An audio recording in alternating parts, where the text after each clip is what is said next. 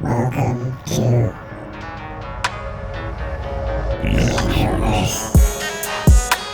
Is it a rare thing? Like, because we've been friends since the 5th grade, so that's Fifth grade. 30 plus years. I've known Greg 36 for, years, dude. How many? We said 16. Is it 16 years? I think it's somewhere around there. Earthsuit. It's been a long time. I don't know if we would call each other like close friends because we didn't communicate consistently in that time frame. But it's just interesting to me because I have several friends that I've known since, we were kids.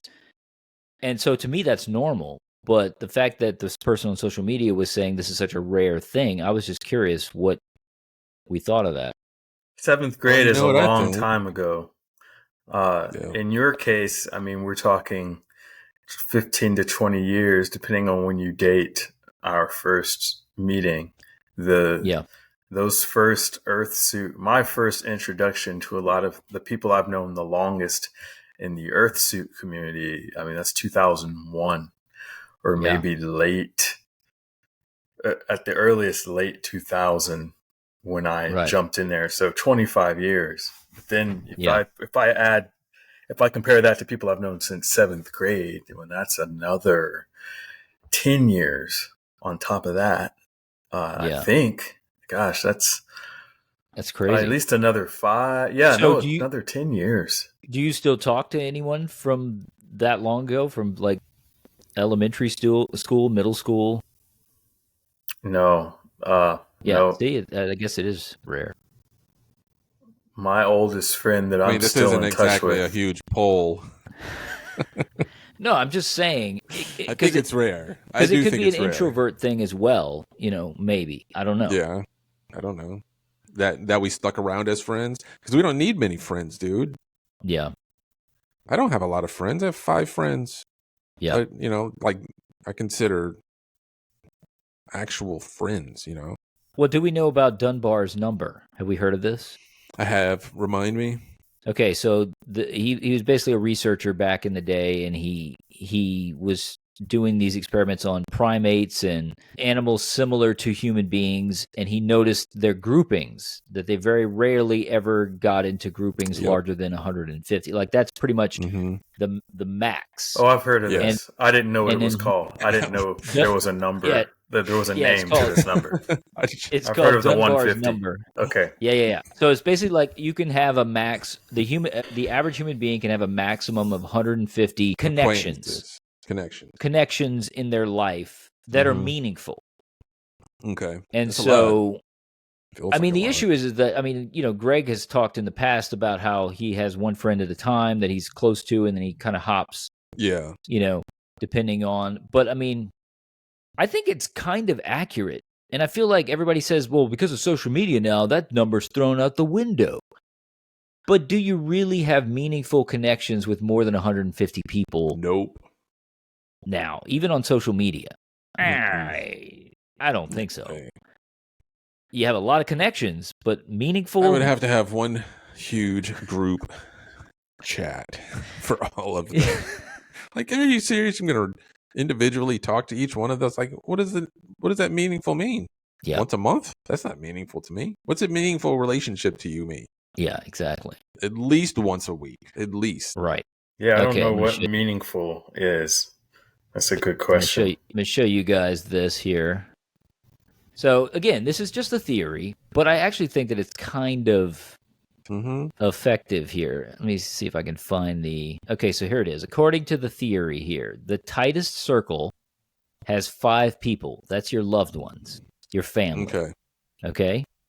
That's followed by successive layers of 15. That's good friends. I would say I've got less than 15. I've got less than 15. Good friends. Okay? Then 50 friends. I think that's actually kind of high. I could say I think if we started counting, we could count 50. You might get there. Oh, yeah, this guy, yeah. And then we go to 150 meaningful contacts. And this is your max here where that you can actually have meaningful relationships. So you got to add like your work. You can add 30, 40 people from work. Sure. you know. But I mean, that could be tangential Neighbors. contact. I mean, it might not be meaningful. Yeah, I don't know. And then this depends one what you're doing. Yeah. 500 acquaintances. Oh, I can get 500 acquaintances. I probably have more than that. Yeah, you figure like. And then your max people you can recognize 1,500. Yeah, I've heard this somewhere. It's because been a thing for a while. Celebrities will forget. This is where I've heard it. It was on a podcast, and it was some big time celebrities, and they're talking like when they forget that they've met another big celebrity. Like, how could you forget that you met that person? Right. Because of this law right here. Yes. Because they meet so many, it gets erased. Exactly. And that's why I think it's more accurate than people want to realize. And they say, well, with social media, I can keep track of like no, you can't. Thousands, but you can't. Your brain's not. You can see them, but I don't think your list. Yeah, your brain is not connecting with it. No, because here's the thing: if you bring more people into these circles, people are kicked out. Right. That's what I think happens here. Yeah, and obviously it says extroverts tend to have a larger network and spread themselves more thinly across their friends, while introverts concentrate on a smaller pool. I like this of thick contacts. Yes, thank you. Meaningful. Yeah, exactly. Yeah, someone came into my acting class this week, and I had not seen her in several months. And I worked with her at the last job. Okay. And I could not think of her name, but we worked together. Oh, no. I saw her a couple times a week, but because she has not, I had to leave that job. Yeah. Once I quit seeing her regularly, it just I had no idea. And I actually couldn't remember where I knew her from. And I just walked over, I'm embarrassed to say I walked over. She was like, "Hey, Greg." And I just walked over and I gave her a high five. And I was like, how have you been? And I'm waiting on her to give me clues to where I knew her from. She finally is like, right. Yeah, I haven't been. Yeah, I left House of Cards. And I was just like, oh, House of Cards. I worked with her at House of Cards. And then I remembered. I was like, all right, there it is. It came back. I was that way with students. I would tell them on the first day, hey, I'm horrible with names. So if it's the middle of the semester and I still don't remember your name, don't be offended. It's not not don't you. Like you. It's just that I don't like you and I haven't you haven't stuck in my brain. No, I didn't say that. But your face is so mediocre. I can't remember it. You're neither ugly or pretty. You're just normal. I'm having a hard time. You have no distinguishing features. I can't remembering your name. It's not going to happen. Dimitri. So I would agree with the whole 5, your 5 close family members, although I have a larger family, so. Yeah, I've got larger too. I mean, but what year was this? Oh, when this first came out? Yeah. Let's see. This was it's not giving me a year, but it's been a while ago. Yeah, so everyone was like dying real early with smallpox and. Yeah, but I mean, he looked at it through history. It was because we can definitely be exposed to more people now because of the internet. I mean, you could talk to somebody. How did he look at that through history? Anywhere, well, through the past history with tribes and stuff. Let's look up this guy. How many friends did he have? No, but he was looking at tribes.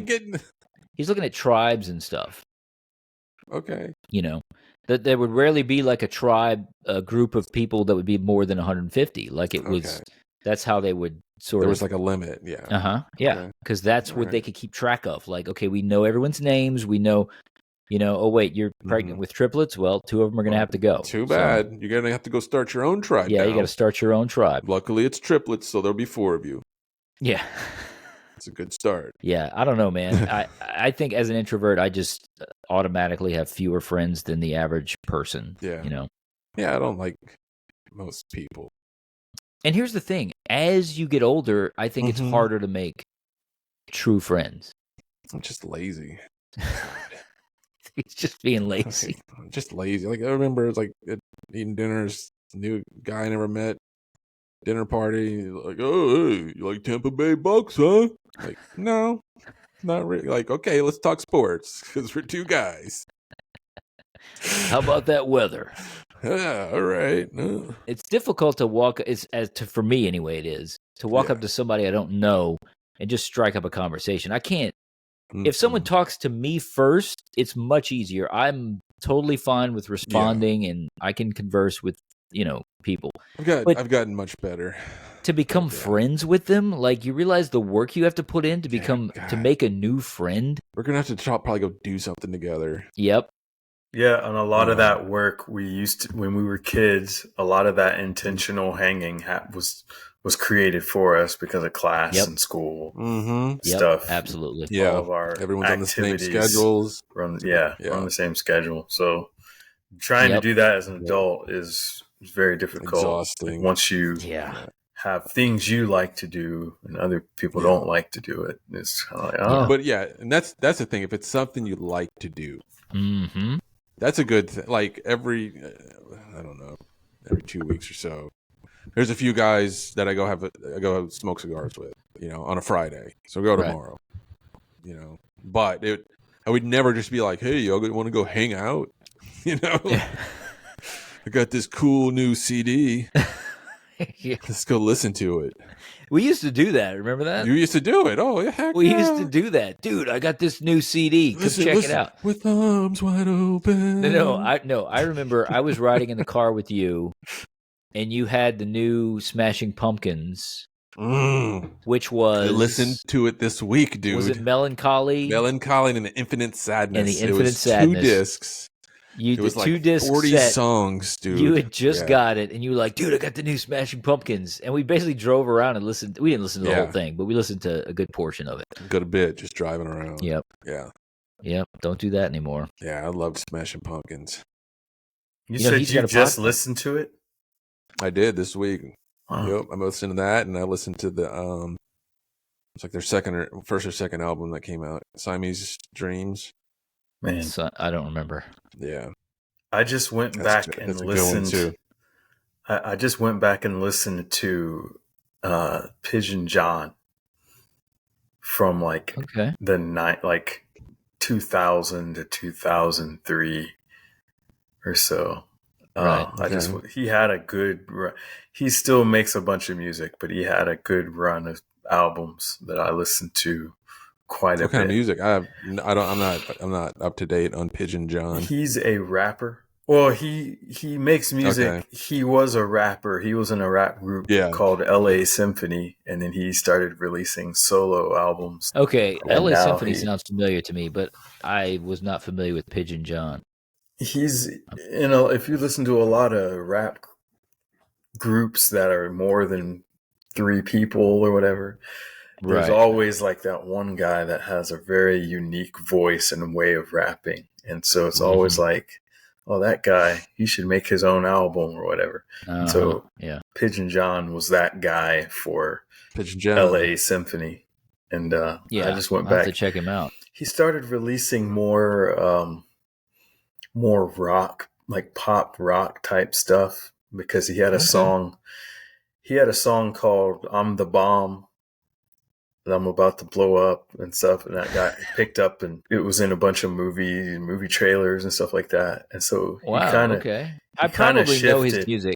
He started making more music like that, and so I kind of stopped listening after that. I got you. A little more radio friendly stuff, right? Yeah. But speaking of going back in the archives and listening to. He might be my version of Smashing Pumpkins, I guess. I don't know. I also listened to this. I went back this week a lot. You were regressing. Dude, and this song freaking rocks. Snoop Dogg and Dr. Dre, Ain't Nothing But a G Thing. Well, come on, that's but when you haven't heard it in a while. Mm-hmm. And then it instantly pops. Yeah, of course. It's like, oh. Yeah, you remember it. Yeah, for sure. Instantly pops. Yeah. Yeah, see, I couldn't buy rap records when I was a kid unless it was, DC Talk or Christian rap I'd hear it on the radio. Yeah, well, no, I heard it on the radio once I got a car, but before that, and MTV too. Yeah, you could sneak some MTV. That was a hot video too. They had the girl playing volleyball with the big things. Yeah, ain't nothing but a G thing.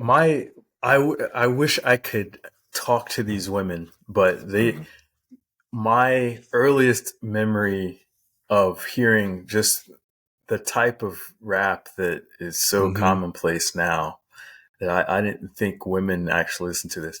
I was on the school newspaper staff. And so after school, we used to go around to different Millington businesses looking for sponsorship, seeing if they wanted to buy ad space for the school newspaper.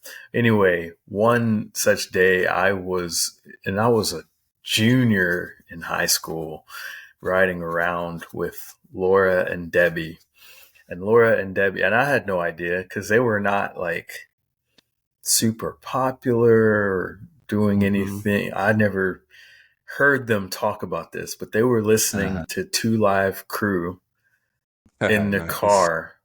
And I'm just in the back seat hearing it. And this is the first time I'd heard anything like this. And they just knew every lyric. And I thought, what? And that's what they did. And I if they were not selling ads or trying to get sponsorships, this is just what they did. They would just drive around and listen to 2 Live Crew, learning the lyrics.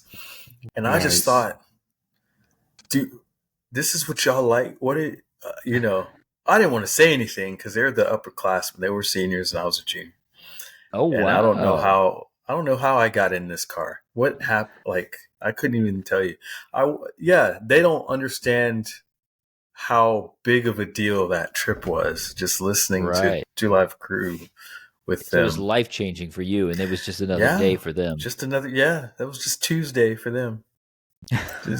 For me, it was just the first time. Yeah, I remember where I was. That's cool. That's a good story. I need to find them. Not in a creepy way, just to be y'all have no idea. I need to find them. Speaking of longevity of friendships, that's, Get in my van.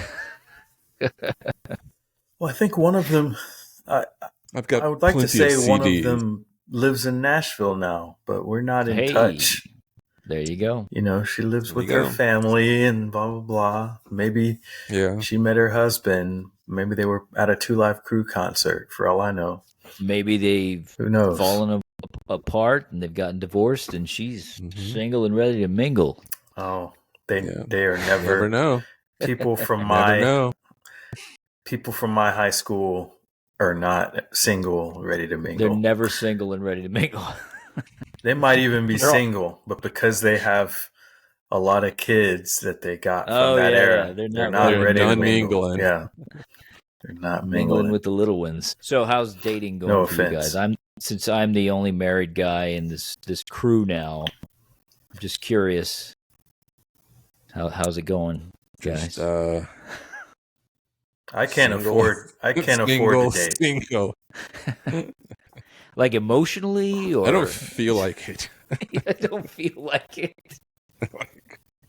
Tired. Wait a minute. I'm not even joking. But wait, it goes back to exhausting. Why we can't make new friends either. It's because it's difficult now. I mean, I think it always was for adults to make new friends, but like Greg said, when we're in school, we're seeing each other every day, and you just become friends. That time is automatically given to you. Whereas now you're struggling to find the time, just to communicate with the people Yeah. And so, trying to find a new life partner or even just somebody to go on a date with I can imagine is the dating app thing is dumb. The odds are not in your favor for men. Oh no, by far. I think we already talked about this. Yeah, we've talked about it. When you trickle down the odds of you actually, a man actually just going on one date, it's not good. It's 1 out of 10,000 swipes. Yeah, that's rough. 1 out of 1,000 or something like that. It's a lot. It's a lot of effort. Yeah, the odds are not in your favor. Yeah, when they've got too many choices, you know, and that's just the thing. odds of you, just the odds of you popping up in the top 10 or the last 10 guys that have swiped. So you're just there. Yeah. You know, that those odds are low. That she'll even get down to wherever you are in her list. Mm-hmm. You know, so whatever. I mean, is it the meeting same? someone organically would be cool, but I don't do anything, man. Right. Is it the same as with music? Like how music changed how we all listen to the same stuff because it was on the radio. You had a smaller pool to choose from. Now you've got basically everybody in the whole damn world. It's similar. You're competing I never against thought about that it. way. It's similar. And so it's like, how do you find a good song? How do you find a good artist to listen to? Because there's so much to choose from. Yeah. I feel like that's what dating is now, right? Because it's like, okay, you used to have your town. That was your pool. Okay? And if your parents traveled a lot, then hey, maybe you got to go to another town. Yeah, exactly. You know? Now I it's like you've got the world at your fingertips, which you think is amazing. It's great, right? Yeah. But Dunbar's number, dude. Dunbar's freaking number. But look, like I have a good job. I'm in shape. I would say at least average looks. I'm probably in the middle. That's fine. Yeah. It's not bad. Can't get anyone to it's hard. No, I can. You know, I've been on a lot of dates. But when you go on these dates, like several women I've talked to. Oh yeah, I'm talking to 5 or 6 guys right now. I went on 3 dates this week with 3 different guys. Like, yeah, you know, so it is. It's like too much to watch. So I just click through all the channels. Click. Yeah, Yeah, it's like streaming. Yeah, I've never made that comparison with streaming versus like dating before, but yeah, I think that the digital explosion has definitely changed dating. Yeah. So yeah, I'm pretty much giving up. Yeah. I feel like I said before, like with music, how it takes longer for the cream to rise to the top, to find the good artist, to find the special experience that you used to be able to find on the radio when you were just driving down the road. Like, oh wow, I like this song. This is a cool song. Yeah. I'm gonna go buy this CD, you know? Yeah. And now it's like, okay, I'm listening to a playlist I made. You know, and you kind of get in your little bubble of listening. I'm listening to rut too. Yeah, I'm listening to old stuff that I used to listen to back in the 90s, because a lot of the new stuff is just, I'm disillusioned with it. I'm not feeling anything from it. You know, it's just I just don't even find it. Yeah. Well, I mean, Spotify gives me a new release playlist every Friday. Okay, you listen to those, and I listen to it to see what's there, you know, and sometimes I find new artists that I like, but it's very rare now. It very rarely happens. And I feel like with dating, it's the same thing, but it's, you get in that comfortable, like, okay, you know, and you don't want to put in that work to go find, you know, because I feel like if you started to go, you're putting a lot of work in for nothing too. Like the return on it. That's true. Your return on investment is low. You're like, oh, I didn't like the way he closed his car door. That's an ick. I'm serious, too. Like, oh, you told me they just have the next guy lined up. Like, that's the thing. Is it I don't like the way he's chewing his food. I'm out of here. Yeah, there's millions of other guys I can choose from, and so it's the decision making. Just like, okay, when we used to go to the video store on Fridays and we'd walk around, there was a finite number of movies, and you had to pick one and bring it home. Yeah, you figured it out after about 10 minutes. Or you didn't get a movie that night, okay? Yeah. But now it's like you don't just go to a place and like, okay, these are the women that I have access to. Yeah. I feel like women are always like, you know what? I could do better than this. You know what? I could do better than this. And I'm sorry, but we're not perfect. None of us. And the thing is, every guy that she talks to is going to sleep with her. That's why they're doing it. You know, and they keep finding the wrong guy, so they're just ran through, man. Yeah. Well, you have to think the other guys are having the same experience that you're having. I try to remember that. The top 2% of good looking, tall, and have money. Yeah. They're not those guys are doing that. 2%. But I feel like how many dates have you gotten from online dating, Greg? In my lifetime, a bunch. Lately, none. Lately? Talking about lately? Yeah. Right. Me being on tour with Mute Math and 2012. And I was me and one other guy were the only single guys on the tour. And they were trying to convince me that I need to find my person while I was on tour. And the argument was, well, Greg, the world is bigger than Nashville. You gotta find someone while you're out here. You gotta expand your horizon.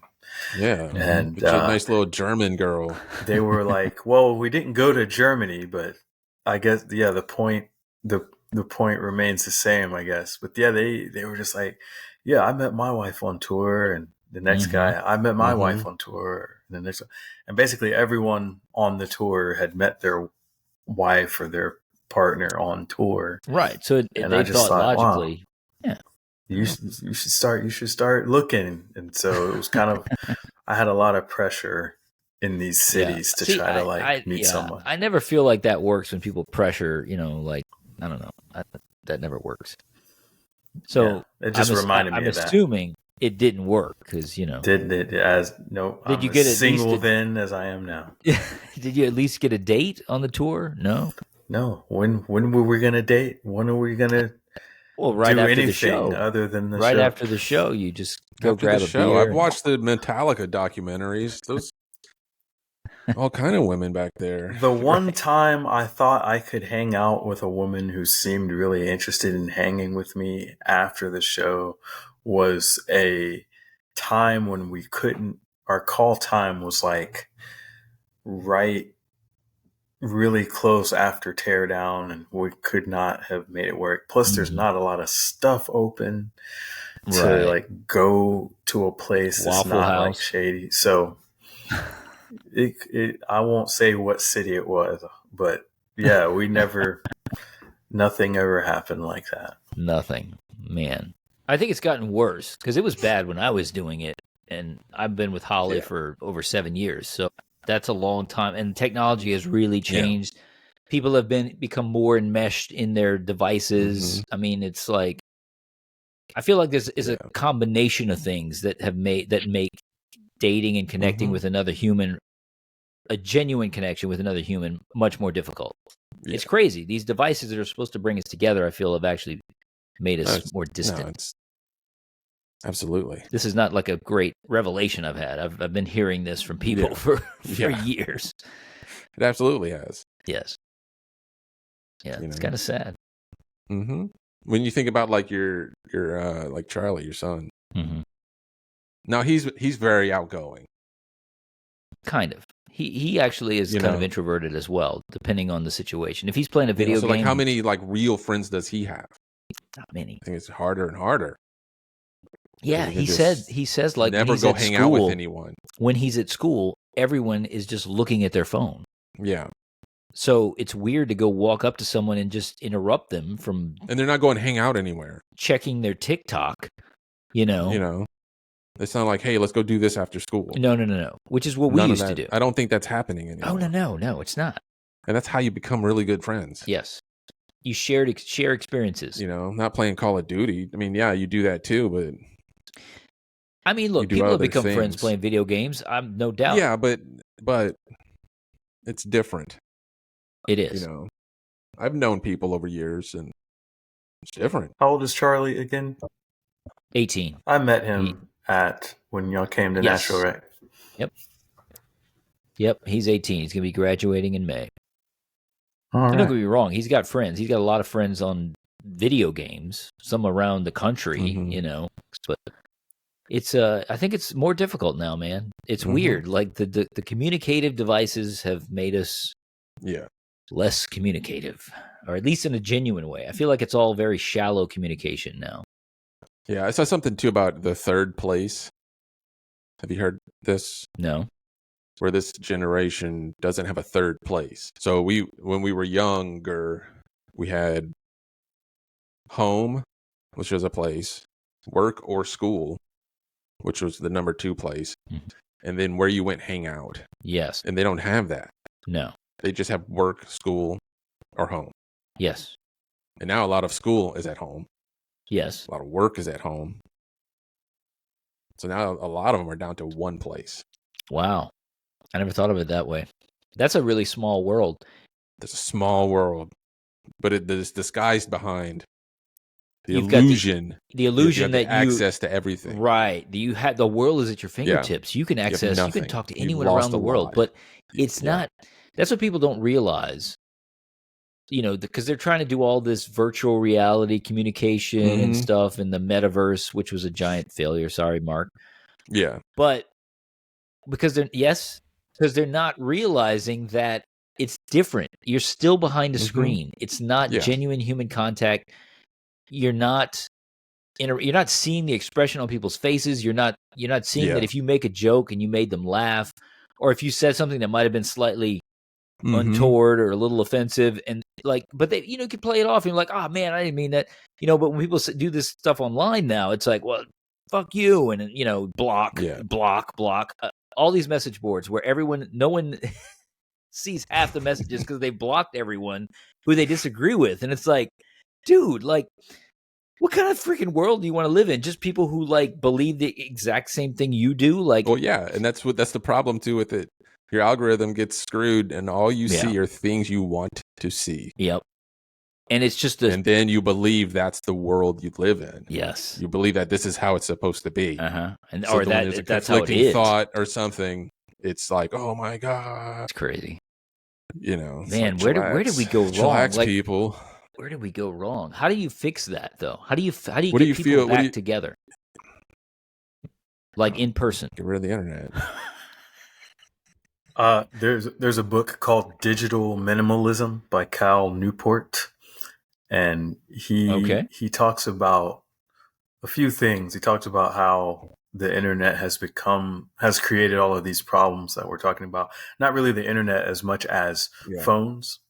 And and then he talks about how to reset your brain and your behavior patterns to be more acclimated to in-person and meaningful interactions. And I recommend it. He also has a podcast. He talks about a lot of entrepreneurial business type stuff, but that's a book he wrote several years ago, and it's kind of informed a lot of what he talks about. It's really interesting. It's an interesting topic, of course. Yeah. You ever read any Philip K. Dick? I have not. He's got some. It's like, okay, this is all happening now. Yeah. He was very prescient on some of his writings. He was a science fiction author, but a lot of his future hypotheses is plural. Hypothesize. I was about to say that. Hypothesize. I'm like, that's not right. Hypotheses were pretty accurate. Because he predicted of us sort of living in this digital world and this cyber digital world. You got AI now that's going out of control. Yeah. And to the point of these philosophical questions pop up about it. Man. The technology does have positives. You can't completely negate it and say, okay, it's just a complete failure. Let's EMP it and just go back to farming. But you do have to sort of put some sort of guardrails on it. I do think that children should not be allowed to have a cell phone until they're 16. I think it should be like alcohol. It should be like cigarettes, things that we say are harmful for kids. Yeah. Like a cell phone is harmful for a kid. At least a smartphone where they have full access to the internet. That's super harmful potentially for a kid. So I do think there need to be maybe we come out with these phones that are just okay, you can access these sites up to this age, phone. And I don't know, man, something.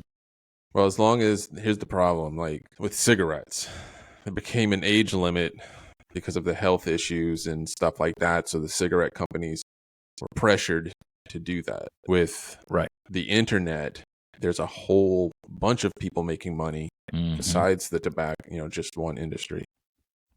Making a lot of money, just by having that kid stare at things all day. Yep. So it won't go away.